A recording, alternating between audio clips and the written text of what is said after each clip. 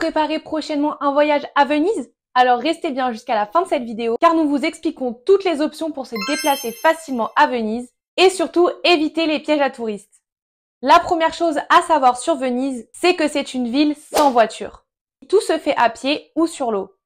À pied, c'est le meilleur moyen de découvrir Venise. Oui, il y a des ponts, des ruelles, des escaliers. Parfois même, vous allez complètement vous perdre, mais c'est là que vous allez faire vos plus belles découvertes. La ville est assez petite, donc il est tout à fait possible de traverser Venise de la gare jusqu'à la place Saint-Marc en seulement 30 ou 40 minutes. Maintenant, parlons des Vaporetto pour se déplacer. Qu'est-ce que c'est les Vaporetto? C'est les bus sur l'eau à Venise. Ils vous permettent de naviguer sur le Grand Canal ou de rejoindre les îles comme Murano ou Burano. Il faut savoir que le billet à l'unité coûte environ 9,50 €. Donc si vous restez plusieurs jours sur Venise, pensez bien à acheter plutôt un pass. Et c'est le pass ACTV. Vous pouvez le prendre pour 24, 48 ou 72 heures. Et croyez-nous, c'est bien plus rentable. Pour vous déplacer, vous avez aussi les taxis-bateaux.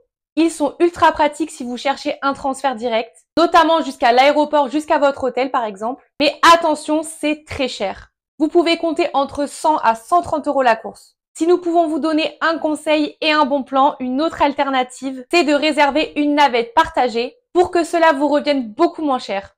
D'ailleurs, vous trouverez toutes ces infos sur notre site Bonjour Venise si vous souhaitez y jeter un œil.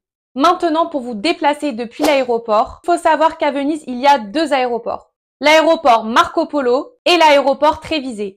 Depuis Marco Polo, vous pouvez tout à fait prendre le bus ACTV jusqu'à Piazza Le Roma ou le bateau Ali Laguna qui vous déposera dans différents quartiers de Venise. C'est un peu plus lent, mais c'est très joli. Maintenant, petit conseil bonus, regardez toujours où vous logez avant de réserver votre transport, car certains quartiers sont très mal desservis en bateau. Et aussi, pensez bien à vérifier les grèves ou marées hautes qui peuvent impacter les lignes. Pour terminer cette vidéo, nous pouvons vous dire qu'à Venise, le secret, c'est de ralentir. Prenez le temps de marcher, de vous perdre, de regarder les gondoles passer. Et si vous voulez découvrir la ville autrement, n'hésitez pas à nous contacter pour réserver une visite guidée avec l'un de nos guides passionnés. Et pour encore plus d'astuces et de bons plans, n'hésitez pas à vous rendre sur notre site Bonjour Venise, où vous trouverez tous nos articles, notre guide gratuit pour visiter Venise, ainsi que toutes nos visites guidées en français. Et je vous dis à bientôt pour de nouveaux conseils voyage.